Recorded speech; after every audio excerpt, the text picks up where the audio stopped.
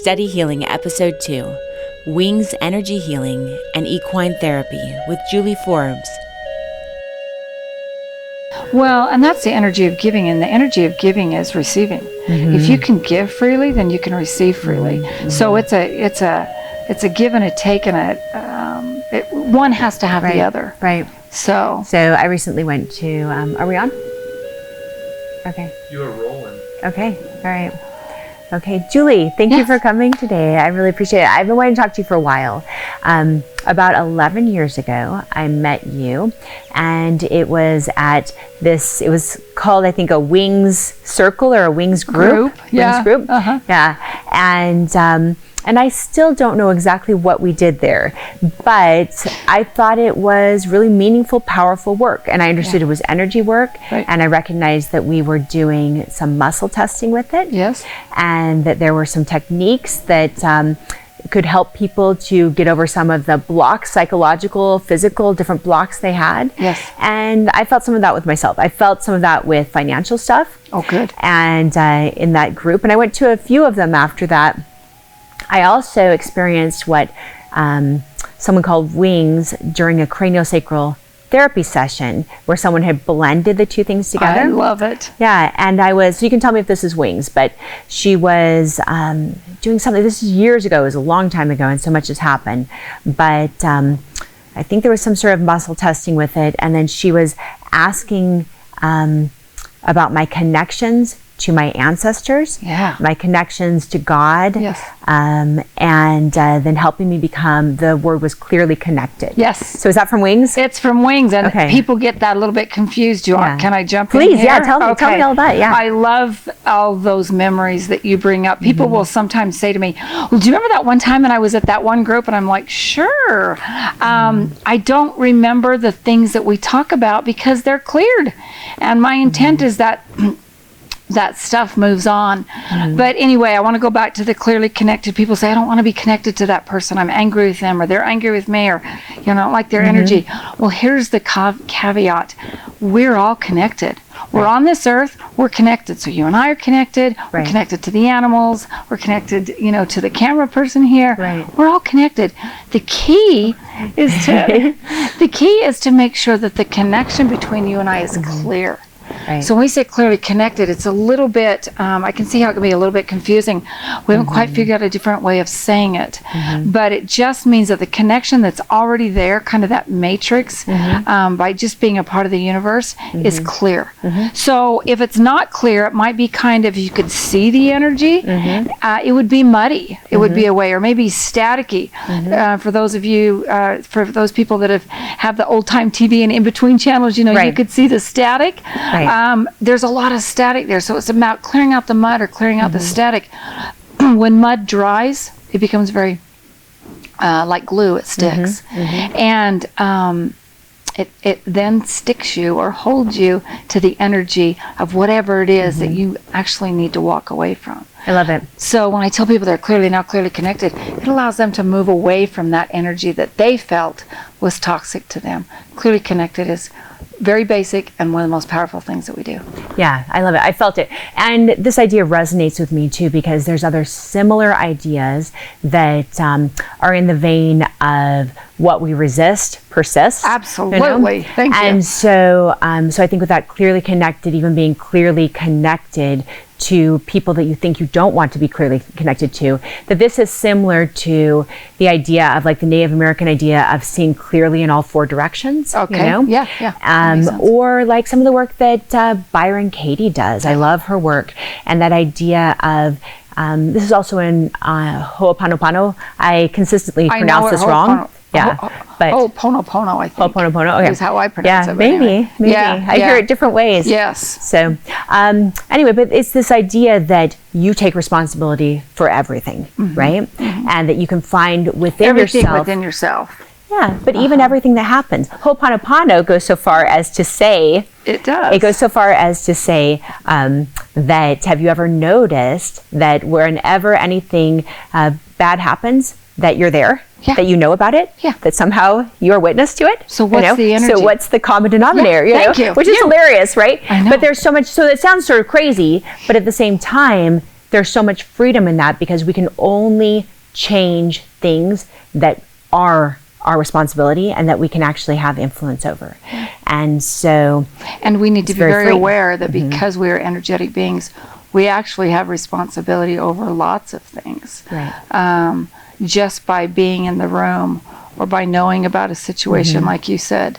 What's your accountability for that? Just by being on this earth. I mean, if you want to go that big. Right. So absolutely. Right. By being part of this. Yes. So back to what you were saying, that we are all connected. One of my favorite poems is by Thich Nhat Hanh. So it's a man that I absolutely love, and it's called Call Me by My True Names. And the poem talks about many things, but one thing that is particularly difficult in that poem is it talks about a sea captain that rapes this little girl and throws her overboard. And Thich Nhat Hanh talks about his connection to that little girl. He talks about his connection to that sea captain in the vein of I am that, and that I am everything. And this is part of that clearly connected. It is. You know? It So we is. make choices to exercise, as Abraham Lincoln said, the better angels of our nature, right? But we actually have the seeds of everything within us. Byron Katie, I was at a workshop with her back in January. Wow. And it was really cute, because she's like, this guy got up and he was talking about how he doesn't like how his uncle's disrespectful to women. And just doesn't like it, doesn't like standing for it. And Byron Katie was like, can you think of a way that you're disrespectful or treat women badly? And the man at first couldn't think of anything.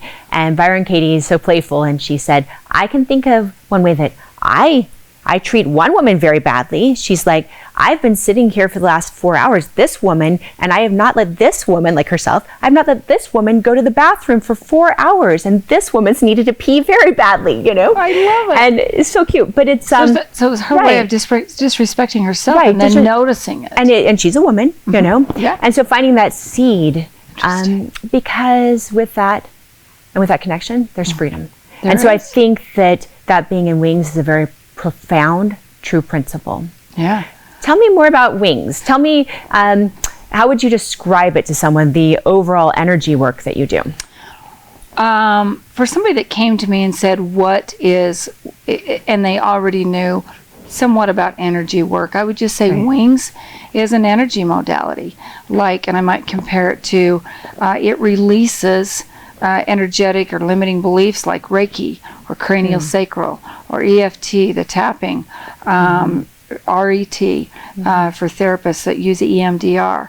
So it's a releasing of energy. And so to take that one step farther, I might say we use muscle testing, or the scientific term is applied kinesiology. I'm very non-scientific, so I'm going to go back to muscle testing. Yeah. But we use muscle testing to find out what your limiting beliefs are. Our beliefs, 95% of the way that our life shows up for us, the reality that is sitting before us, is based on a belief that we store in our subconscious mind, and 95% of our subconscious mind is what creates our reality. So that means only 5% of, say, you and I sitting here and talking is actually the creative force. Right. Everything else is malleable. Yeah. Right. Yeah, but what the key is, it's like, well, what is my belief? Because I might sit here and go, yeah, I'm all that in a bag of chips. But if I muscle test you and say, I am worthy, I am enough. And in muscle testing, when you make a statement that is not true to your frequency, your arm drops. Your physical self cannot hold that up. Explain muscle testing for people who don't know what that is and have no foundation in that at all. Yeah. We could even demo it for them. Can I use you? Yeah, Can I use your arm? Yeah. So let's just go ahead, and muscle testing is using the muscles of the body to test the subconscious mind. So I'm just going to start something real simple. Just say, my name is Rebecca. My name is Rebecca. Hold. So I said to hold, and when I asked you to hold, what I'm asking you to do is hold your muscle. Say, my name is Sherman. My name is Sherman. So you cannot physically, and I'm really not pressing that hard, but you can't stand up to that because it's not a truth for you. And your body's like, yeah, no. It's in a very crude way, I guess you could say, a lie detector test. However, lie detector tests are more scientific, whereas this is definitely an art. So I might have you say, I own my power. I own my power. Okay, you do. That's amazing. I kind of had a feeling you did. You're a very powerful woman, and with that, owning your power. Take it back. Put it back in your chair. Well, I love you, Julie. So that your arm doesn't get tired. I know, it's good. But until we go on to the next thing, owning your power means that on all layers and all levels and in all situations, you stand in your truth. Yeah. That doesn't mean that you. People say, "Oh, I don't want to be too powerful. I don't want to intimidate somebody." I'm like, well, that intimidation is their issue. Don't make it yours. Right. So one of the very first things that integrate is the word that we use within Wings.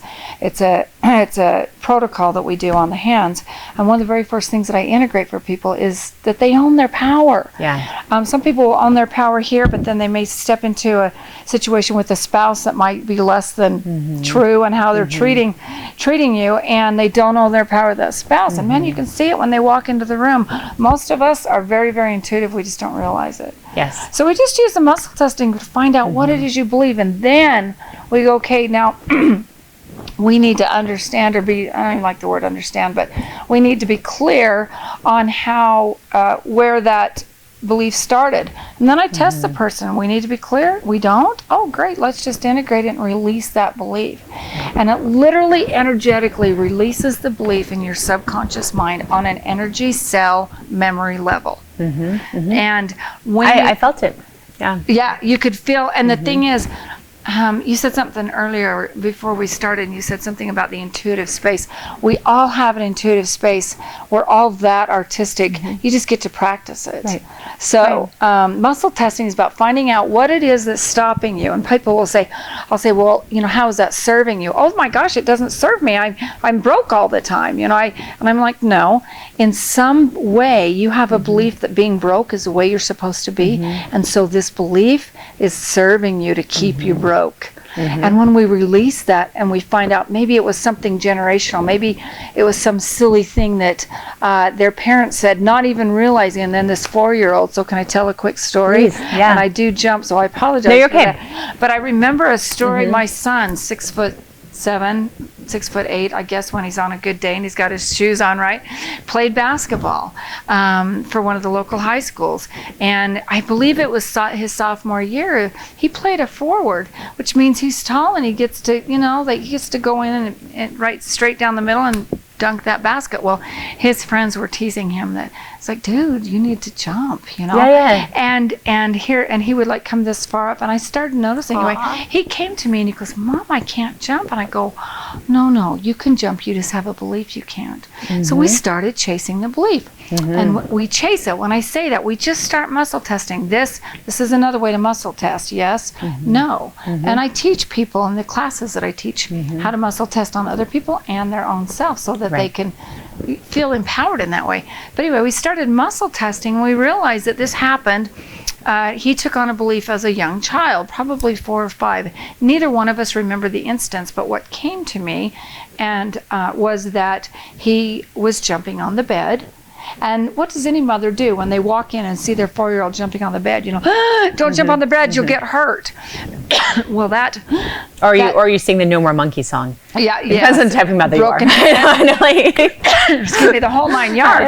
And so what he created, he didn't hear, what he heard was, if I jump, I will get hurt. That's what he took away from. Don't jump on the bed. So our subconscious mind hears jump and hurt. So now he's a sophomore. Right. And he's not jumping because his subconscious mind says, if you jump, you will get hurt. He locked that message in. Absolutely. He interpreted and it was just a natural motherly thing for me to go, don't jump on the bed, you're going to get hurt. So that's how we take on beliefs. We just take pieces and parts of it. So to finish out the fun story, we cleared it for him. And you can still go back to some of his teammates, he's 37 now. So this was 20 years ago. So we can still go back to some of his teammates, and they tell stories of the jump contests that they would have at some of the tournaments, and how he would win them, and the crazy things that he would do and involve his teammates standing upside down with their legs spread while he jumps over him and dunks the ball. But he just turned it into this fun thing, and that's just a very that's something that I tell people, because it's a very physical way of saying this is how changing your beliefs changes how you show up physically. Some of it is just emotional, you know. However, that leads me to the next thing. I believe that about probably 90% at least of the physical ailments that we experience have an emotional background. So if you find out what that emotional background is, it doesn't mean that you're instantly going to be healed because you've cleared it out. But what it does is it releases that energetic block that has had you running into a wall. Why does my knee hurt? Why does my knee hurt? You know, and now that energetic block is gone, and so the universe is free to then send you information on what you need to do. Is it surgery? Is it exercise? Is it physical? You know, whatever to get that healed. So people go, oh, it doesn't cure you, and I'm like, well, not directly, but now you're free energetically, emotionally to find out what it is that is there's so many reasons for that like wiring to happen. So I mean, I've thought a lot about this, and with the work I do, the idea that everything has an emotional component, and I believe that it does, because first of all, for every physical response we have, like our physiology speaks to our emotions, right? So say I were to have a blunt force injury, the moment I start feeling that there needs to be some protection of my knee or protection of whatever it is, that's going to have an emotional feel to it. And then conversely, for anything that happens that is emotional, or if I feel like I can't jump in a certain situation or I can't fully express or move my body, then, and that is emotional, it's also going to have a physical representation. And our bodies are so intelligent that in a very short order, especially depending on our interpretation of the situation, we develop wiring that sticks, you know, and plays out over and over again. In massage therapy, my son is going to physical therapy. Same thing in these professions. We know that we get patterns of dysfunction and then compensation, and dysfunction and more compensation. I love that. And it can make you actually de-evolve, you know, like it can get to the point where you have so much dysfunction and compensation that it's really hard to know where it even began. Exactly. You know? And where they run in together. The key is, and the exciting part is, that you can chase it, if you will, let it go, and then I just tell people to let go of the outcome, which is hard to do because you're like, okay, now what? No. We just released it. Go live your life. And then in a couple of weeks go, oh, that one thing that used to bother me isn't bothering me. It just doesn't bother you anymore. And you haven't even noticed it because it wasn't knocking on your door nagging at you. It's amazing. Once something is gone or once you're free from it, you almost just feel like you've always been free from it. You know? You actually have to go back intellectually and be like, oh, that was a thing at that point. I love how you said intellectually. So I want to go back to owning your power. So, okay, so this idea, I think it's also one of those things that is misunderstood, just like the clearly connected, or having a fear that you're responsible for everything, you know? Because owning your power is something we want everyone to be able to do. The person who owns their power, it doesn't manifest as them being a tyrant. That's a very deeply insecure person. Thank you. You know? Absolutely. And owning your own power is something that makes you safe for yourself and others. Well, it helps others feel safe around you. If you're trying to shadow yourself or diminish yourself so that other people will feel safe or won't be intimidated by you, what you're doing is making up a story that they're telling about you that you don't even, I mean, this whole illusion fantasy thing happens. They can't connect with you on that level. Seriously. You know? So it's about standing in your power, because when you do that, you give other people permission to also do that. How powerful is that you're the catalyst just by being you.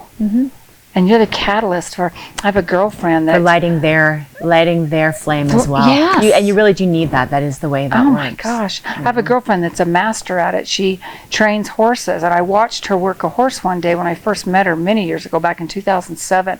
And I looked at her in my mind and I thought, if she can do that, I can do that. It had to do with training horses. And she's quite a bit, she's 17 years younger than me. And so it was just really interesting, because then I went on to do it. I said, I want to do that. Of course. But her gift was she wasn't even addressing me, but I'm watching her, and her energy is that if I can do this, you can do this. I know that's why I thought that, because she was very in her own space in that moment with the horse, but also she showed you it was possible. Yes, like this is possible. And she also, in her own energetic way, said, "And you can do it too." I'm not the only one. Yeah, so super. I mean, I went on to do some really cool things with horses because of that, and still am doing some really neat things with horses because of that moment when I went.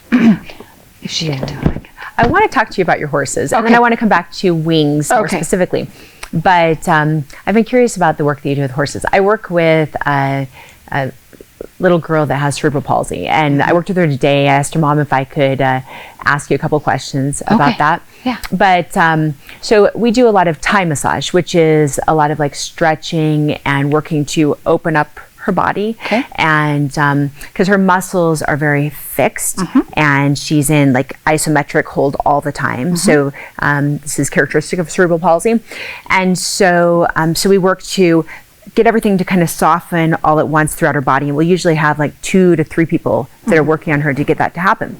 But she's also had a lot of success with riding horses, because when I work with someone doing Thai massage or even massage in general, I'm never forcing it, with like my muscles this way. It's simply my body weight, like you get in a fixed position and you feel what's going on with them and you adjust to it and you let yourself sink into that and then start moving with them. So I hear you say riding a horse. It's an invitation almost for those Exactly, muscles? yeah. Okay. And I think that she was getting a lot of success from the horses because that horse would just move, and the horse was just moving, and her body would start to mold to that and melt into it and relax into it, and it was just that movement over and over again that was an invitation. An invitation to relax your whole body, the feeling of that vibration and movement and distraction a little bit. Have you done that type of work? And then I also want to hear specifically about the work that you do the most with horses. Okay. Yeah. So that is actually called Hippotherapy. Okay. And it's a therapy for riding, and it's the rhythm of the horse and the way they walk and the way this leg on the back side and this opposite go forward like this. And it's extremely powerful, the work that I do. And there's an emotion that's attached to that. So I just stick with the emotional end of it. So the activities that I do with horses when I'm working with somebody that is addicted, that is has a lot of anxiety, that just kind of keeps running up against walls in their life. Everything that we find out about by doing the muscle testing, I can use the horses to find that out. And then we go in and release those belief systems. And so instead of using the muscle testing, we're using the horses. Tell me, so explain to me what that looks like. Okay. What that looks like when you use the horses to help find that out. Okay. So I'm going to give you an activity that we do with a... Well, let's do this. I'm gonna go ahead and love activities. I know. Let's do it. All of the activities that we do with the horses are what we call ground based. So everybody's on the ground. Okay. So you're on the ground with the horse. Yeah. So the horse itself is anywhere from, unless I'm using minis, the miniature horses, they're like anywhere from 800 to 1,200 pounds, right? So that in itself can bring up like, they're bigger than me, I'm going to get run over. And so then my question might be, well, who runs you over in your life? They speak exactly what they're fearful of because the horses elicit that response. Now, if you have somebody that's been around horses, they might have the attitude, I had a friend go out and I'm going to go get that horse. So the activity was this. Pick a horse, go put a halter on it, which is just a apparatus that allows you to lead the horse. It has what we call a lead rope attached to it. So go pick a horse, and there might be 6 or 7 horses out in the arena. Put the halter on it and bring it back to the front of the arena. So this gal goes and cannot catch a horse. And she picked one specifically. And finally she said, well, I'm not going to use that horse. I'm going to go over here and pick this one. He's easy. So she walked right up to him, put the halter on, and brought him. So later we're processing, and I said, and what I do when I process with the horses, I give them a notebook or a journal and say, I want you to write down your experience. I'm very specific. I don't want to hear what you did. I want to hear your experience. What happened here? And in her case, when the horse walked away from you, when you couldn't, what verbiage was going on here? So I have them write it all down. And there's what we clear. So this is what she came up with. She said, I always go for the easy stuff. If it's too hard, I'm like, I'm not doing that. This one's easy. She said it out loud. I'm going over here because this horse will be easy. And then the energy was, okay, so what is the energy that you're attracting? The quote, hard stuff. Because the fact that it was hard was actually just her perception. And so what the horses do that are so powerful, they mirror you. So this horse she viewed as hard to catch. Guess what? He's like, I'm out of here. See ya. And this horse she viewed as easy. And sometimes he wasn't easy. But she viewed him as easy. He stood there while she put the... Wow, interesting. Isn't that cool? So then you can release the beliefs about easy and hard and all of that. And that's what we did for her. And I said, what if you showed up with this horse and it's easy?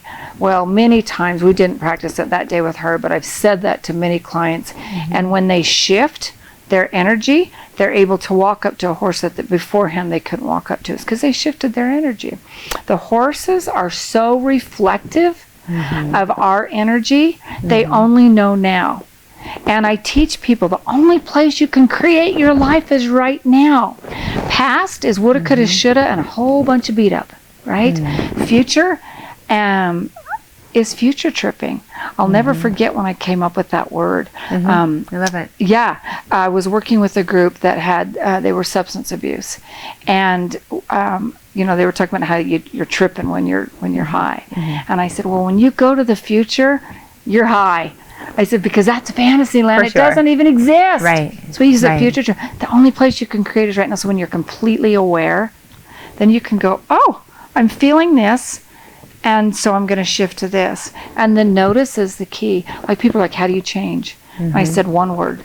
I'll say one word, notice. That's all you have to do. Right. Notice how you're being, and then quit. Oh my goodness. And the first thing was, oh, I'm so stupid. I shouldn't have done that. Somebody else would have done that differently, and I'm just so dumb. And that is not what accepted. That is not acceptance. Oh my gosh. We misunderstand our words. Seriously. We notice it. Yeah. And instead of going into shame, going, I now choose. Choose is huge. I now choose to shift over here. Yeah, this is super good news. Anything we notice, it's good. Anything we notice is great news, right? Anything that we're responsible for, this is really good news. And we're the ones that label it right, wrong. I tell people there's no such thing as right, wrong, good, bad, better, worse. What do you mean? I'm like, you're the one that labeled it a good day. It was a day, you had an experience that resonated with how you vibrate. It was just a day.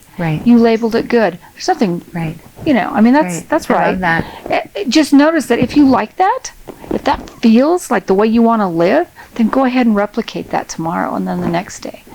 But when we say bad, it is serving us in a way, but find out how it's serving you.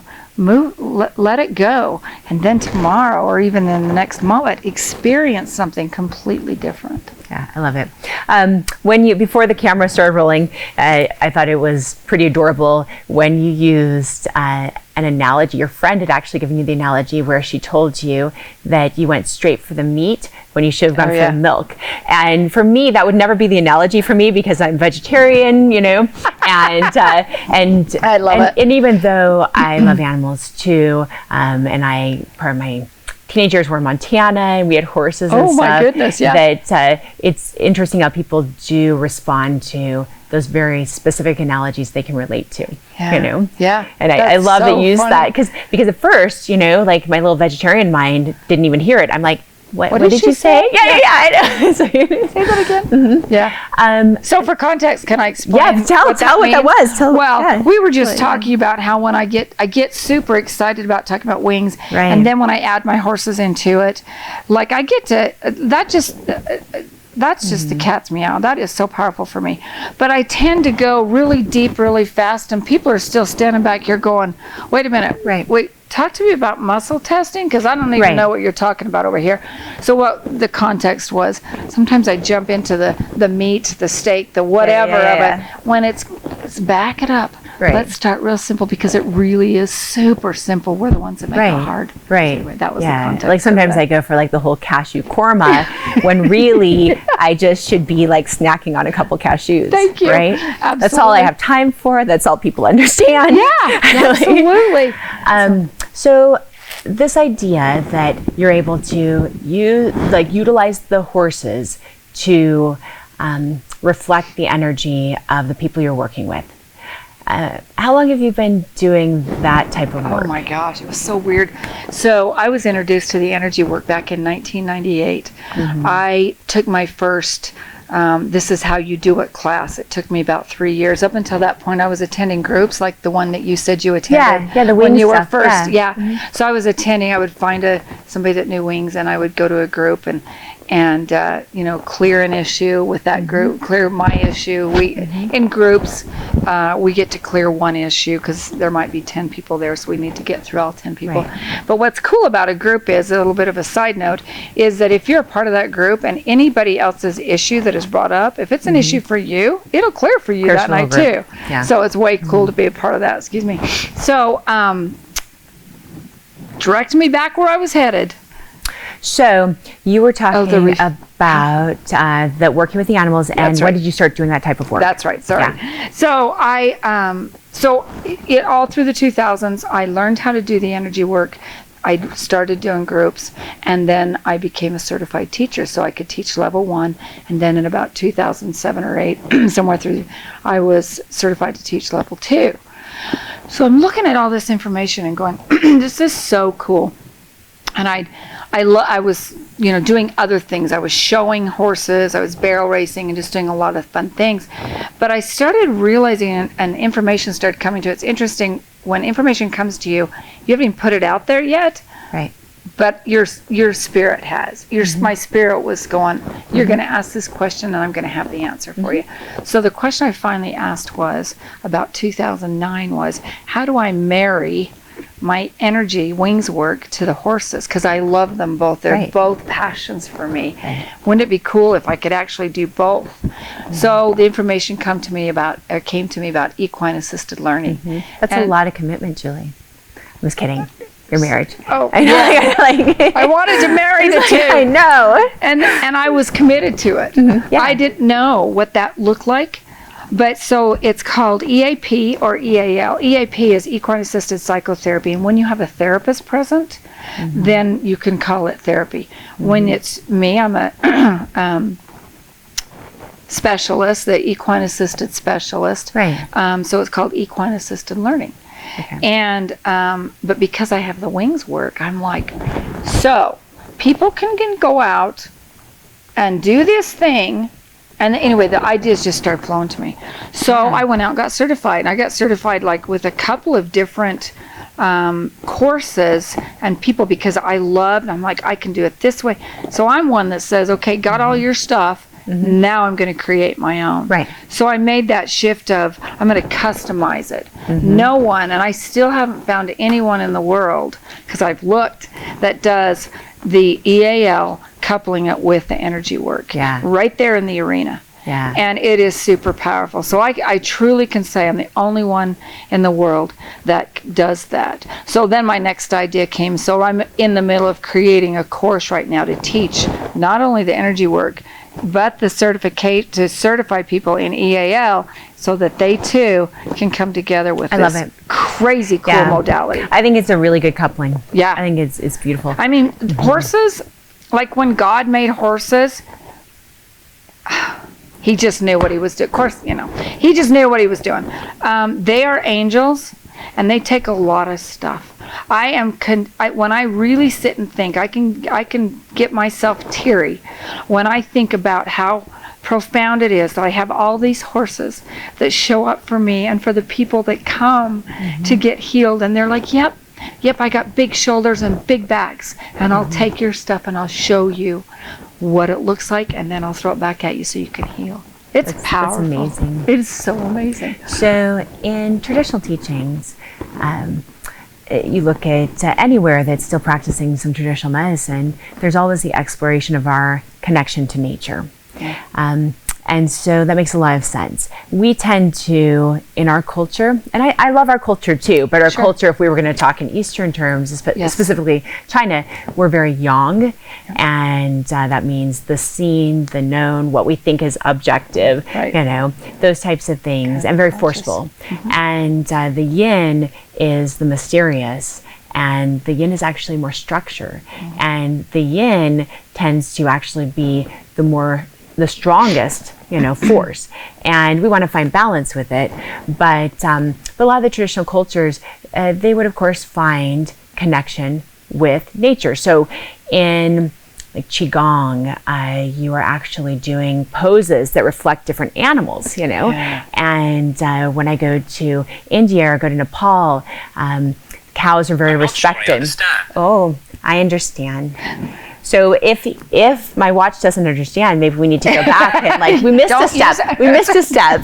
I love how that was. Yeah. That's funny. So, but yeah, in those cultures, they don't have shame around animals. You wouldn't be standing in a group, a large crowd, and have people start mooing, or have them make a sheep sound, or feel shame because they were compared to an animal. That's actually something that's beautiful. Wow. And so I love that you're helping people to connect in that way, because for many of us, that is something that's missing, because it's so easy to shame us, in different subtle ways. I remember when I was studying Chinese medicine, and I was very young, I started reading books about Chinese medicine. I was probably 12 or 13. And and I had a friend. 12 or 13, I was not doing TCM. I had an early interest in all of this stuff, and meditation. And so I had a friend that said to me, ancient Chinese secret. And I remember feeling shame, about something so simple. And it was good for me to I noticed that.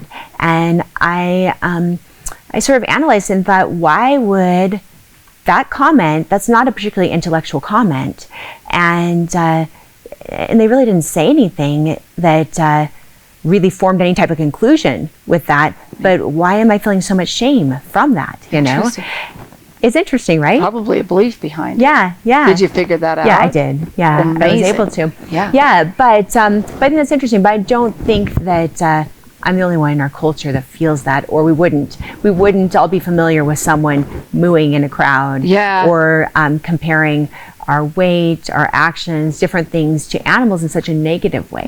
That's so interesting. So I love that connection. The other thing that I wanted to say is in the I Ching, so there's this book in China called the I Ching, and it is a book where they basically have, it looks like fortune telling to us. This is what it looks like.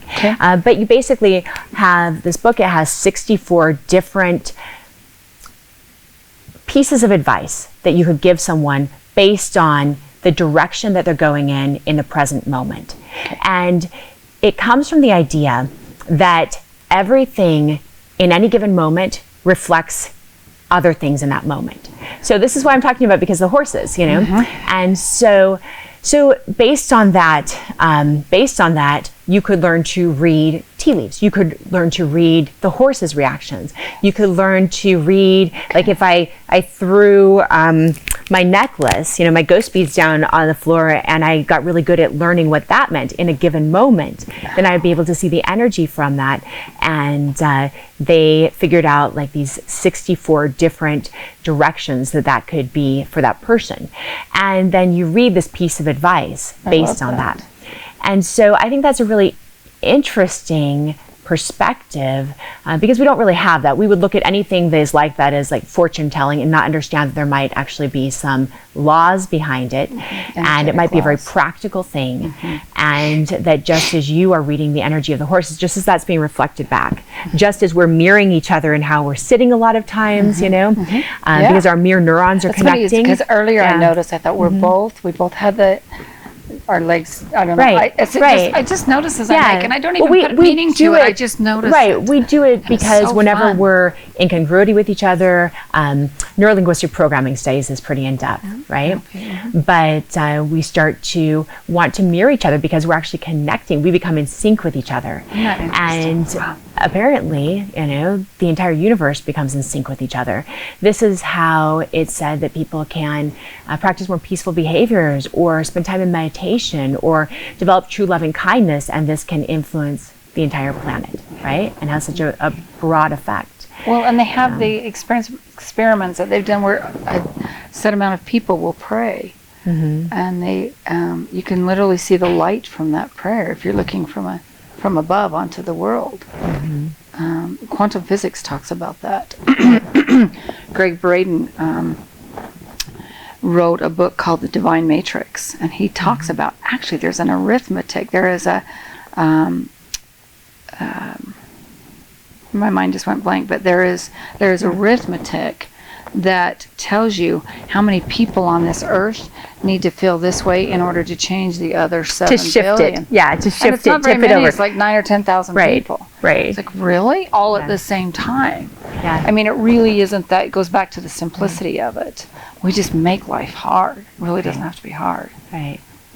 So, a week ago I was talking to my friend Huxley Lakota, and he was talking about some of his Cherokee and Sioux traditions, and the idea of, in life, this is similar to what you were saying too, right? So we form these, like your son formed that belief system, and we form all these different belief systems, and some serve us, but many of them don't, right? It's time to let them go. And that is such a beautiful part of life. That's part of what needs to happen in our lives, right? It takes us out of victimhood. Right, because then we're able to have true compassion, that deeper understanding, as we start to learn how to rise back up and realize that rising up, that actually helps everyone do that. And that's you owning your power. Right. It's interesting because you had shared that interview with me so that I could get a feel for what the interview looked like. And so much of what he said, I'm like, we all say the same thing, but we say it in our way so that the person that resonates with the way he says it or the way I say it, I can be drawn to me. Right. Because I'm carrying that energy, and they resonate with the way I'm saying it, but it's not different. Right. It's a different way of saying it, but it's the same energy. And I that's what I got from watching that interview. Yeah, it's I'm like, so we beautiful. say, and people come in. A few minutes ago, you mentioned Tony Robbins, and then just everyone has their way. And here's the thing that I've noticed, and this is why I love wings. Everyone says, Brendan Burchard, even Byron Katie, all of these people say shift. You have to shift. And they have their little ways of doing it. The reason I'm going to bring it right back to wings. The reason I love wings so much is because when you say shift, I have a protocol that will shift me instantly, and then I can muscle test. And I'm like, okay, that shift was made, and I can move on. It is so simple. And people say to me, is it really that simple? I'm like, it's really that simple, and it's okay. You don't have to, life is hard. Okay, as you wish. Yeah. Yeah. If that's what you believe. If you want to play that out for a while, you can. Yeah, knock yourself out. And then when you're ready, just go, okay, I'm done with hard. And let's go. But I love anywhere you go, and that's why I love the horses. You use massage therapy. As you're massaging, you feel those traumas in a person's body that they've experienced. Absolutely. Whether it's an emotional trauma of abuse, verbal abuse, or a physical trauma that maybe they were in an accident, but you feel those. The power of wings is that's hands-on body work. But then after you're done, if you can go ahead and integrate that all of the emotions that you just brought up by doing that body work or by working with that horse or, whatever, cranial sacral, what if you could integrate that and just release? And the reason wings is so powerful is that with the integration, there's a closure. It's like you hit the save button. It's like we're a biocomputer, and on a computer, at least it used to be if you were... it didn't auto-save for you. You needed to hit that save button. And Wings has the save button or the closure button so that you don't have to experience, you've released that emotion, you're done. Right. Now, that doesn't mean that same type of experience isn't going to bring up other emotions. For me, it's horses. Every time I have one horse, she's 15 this last spring. I've had her since she was 18 months old, and I barrel race on her. And we've been all over the country and done other things too.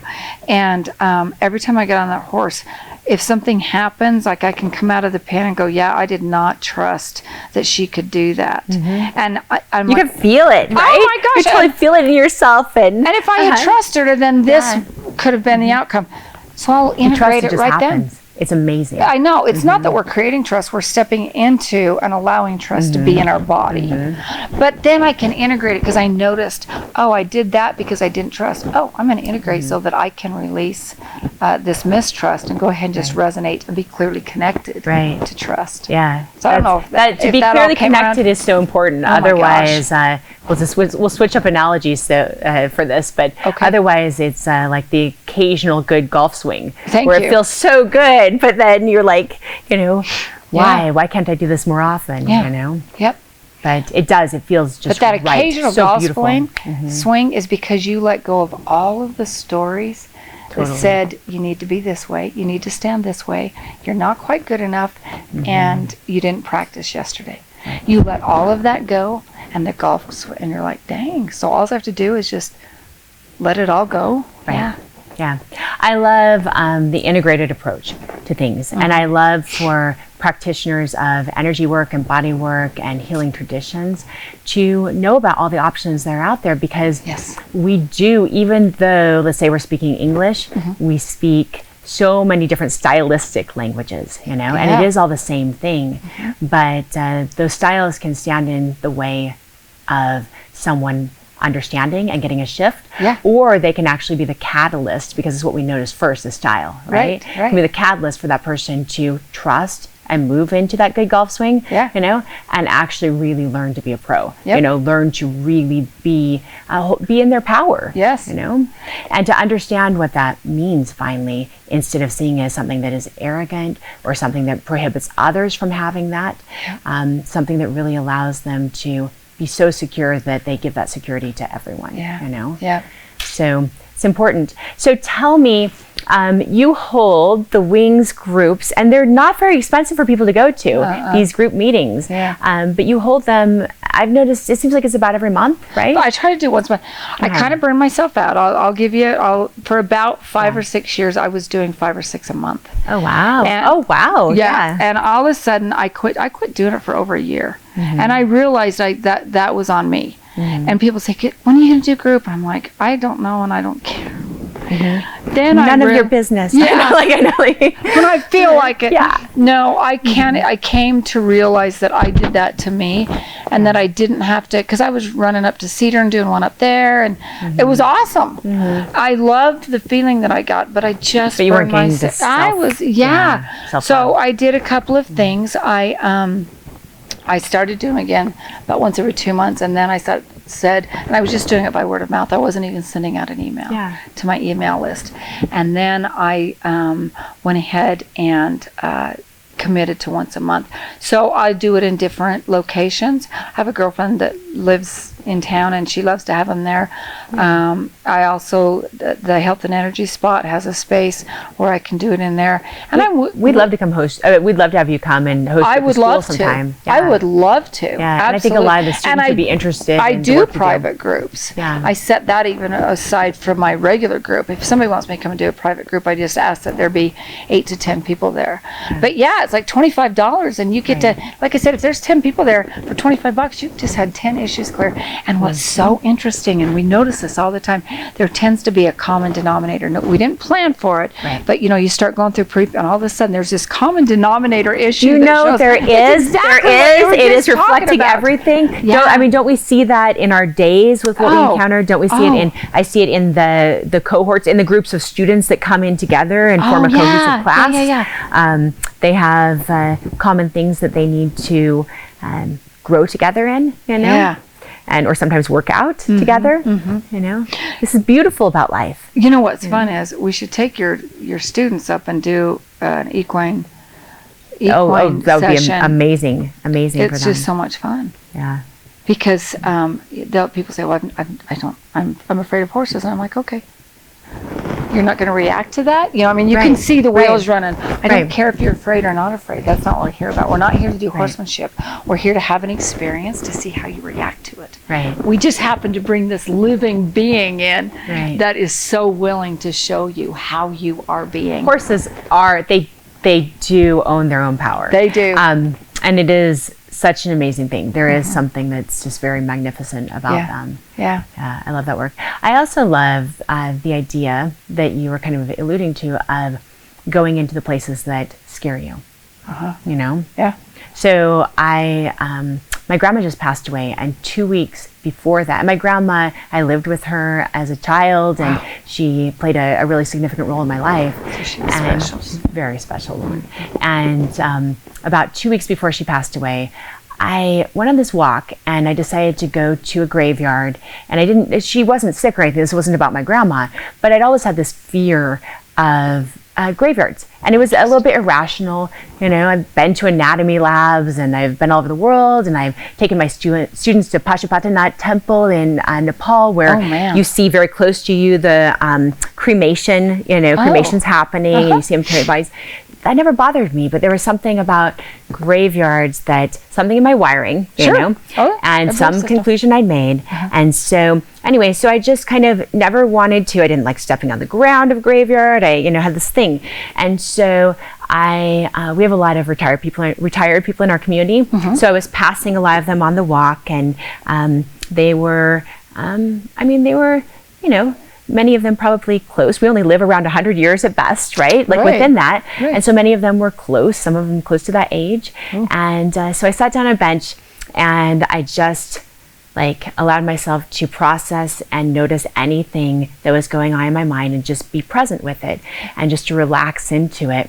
And that was such a beautiful experience. I felt like I emerged from that, not afraid of graveyards anymore, know, because I knew it was illogical, but no amount of my logic was going to resolve that for me. Right. That's your conscious mind trying to. And then I also really was just, as I was walking past many of the people that were in their 70s, 80s, even 90s, the time of day I went was like prime time for that. Yeah. I was thinking about this idea of the wisdom of our ancestors, and it's really going to depend on your ancestors. That's powerful, though. But and really, they're these people that are in their 70s, 80s, 90s, that's as old as our ancestors ever got. And they're right here on this earth. Yeah. And so just kind of thinking about all of that, and it's I think it prepared me for when my grandmother died. I was able to go in, and I had the honor of helping to move her body from where she had died, onto the sheet, and then onto her bed, and then helping arrange her and everything. Oh my goodness! And I think that moment, that 2 weeks before, such an honor, helped me to not have any baggage that would get in the way of me feeling my connection to her and my closeness to her, and being able to feel this beauty in this last act of service, for her. Oh my gosh. And what a powerful sacred experience. Yeah. So do you remember when I talked about our little spirit goes out there and prepares us for what's coming, does. even if we don't know? That's what happened. Right. Oh my gosh, that is so cool. And you said, before we started this interview, you started talking about how people's little spirits, because they're adorable. We're all little children, right? Yeah. But how they many times will just find this energy work that they need, and they'll be drawn to Wings. You asked me how I found the group. I went, but how did I find it? And I don't remember. Maybe it'll come to me later, but I didn't remember offhand. It doesn't even matter. I just ended up there. You said this happens all the time with people. Where people will start to chase their genealogy of either how they found me or my business, and then it was a friend. Okay, give you an example. I taught a class this last weekend at level 1, and we were all kind of talking about that. And one of the gals just got very tender and a little bit tearful, and she just said, if I hadn't have known this person who had this issue, who met you, and then told me about you, but I knew them because of that issue. I mean, it was so, and I was just like, and she just started crying, and I just thought, because this made a huge, she's now empowered to make shifts in her life that I can just step back and say, you go, girl. You don't even, this is all you. And that's the key, is to empower people to make these shifts. Right. And yes, you can step back into a group. I have people come to me all the time that have taken the training. Okay, hey, I'm a little bit stuck on this one thing. Let's get it cleared. Right. But the genealogy of how she found it, I thought I should probably write that down. It was so powerful. Yeah. And so coincidental, which, facetiously, I don't believe in. No, because there's total order in all this chaos. There is. There's a misconception again. So many things are a misconception. Yeah. But that there would not be order and chaos. Yeah. There's absolute order and chaos. There is. There is. It's all, if you will, universally or divinely guided. Whatever your belief system is, it doesn't matter. It's all guided, and it's all. And if you're open to noticing it, I always go back to when people say, "How do you change?" I'm like, you got to notice. You got to notice. Love it. That's it. So if anyone watching is, first of all, if they're watching it, they were probably drawn to this. Yeah, and to yeah. you. And I clearly connected everyone to this. Basically through our interaction, people that could be connected to you through what I'm saying, whatever. Right. Anyway. Yeah. And I feel my clear connection to you. Yeah. Yeah. I was super excited when you emailed me. Yeah. Like, there's a connection there. I mean, we just kind of step in and out of each other's lives.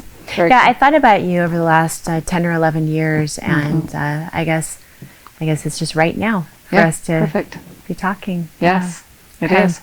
All right. Well, we're going to put your information in the description section, and then people can find your work. So we'll put your website. If you want it, what is your website? My website is www.dragonflysoul.com. Yeah. And all of the, links and the trainings that I do are on there.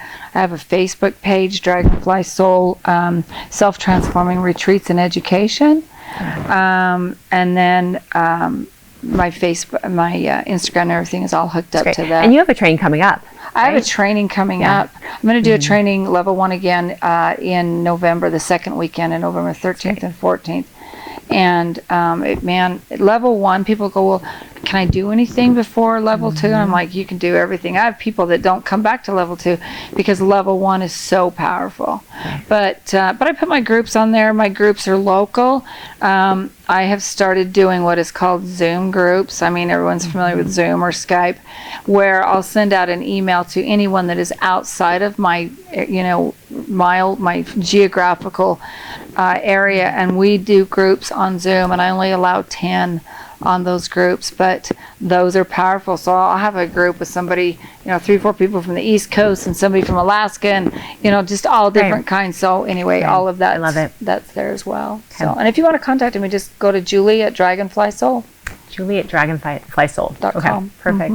So as we end, I just want to say one thing that came to me from my grandma. She used to, I remember she used to say different versions of this all the time, but I think it speaks to the energy work that you do and so many of the people that I love do. And by the way, just a side note, we have so many people here in southern Utah in the St. George area that are very powerful, amazing healers. Oh, they my truly goodness. are. And there is something there's something about this area something about this area that attracts it. It drew me to this area as well.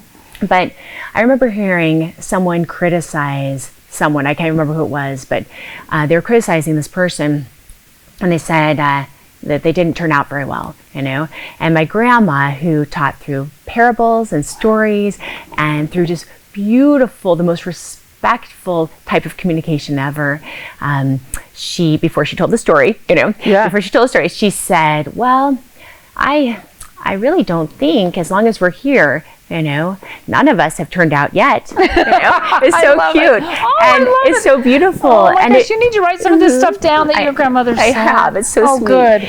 But I think that speaks to this idea that throughout our entire lives, we have a onus to continue to improve ourselves and to continue to keep turning out. Absolutely. And we're never really going to turn out. I mean, even in the afterlife, I believe there's still progression that happens. And that's such a beautiful way to look at things, and such an empowering way to look at life, How cute. I love your grandma. I know. She's going to continue to live, but through the words that you speak. Yeah. That's why I said you need to write all that down, because that's powerful. Yeah. Well, thanks for coming today. Oh my I really gosh, thanks for the invitation. I've loved it. For information on becoming a licensed massage therapist, visit zmc.edu.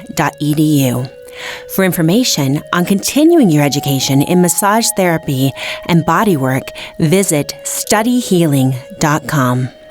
If you like this video, don't forget to subscribe.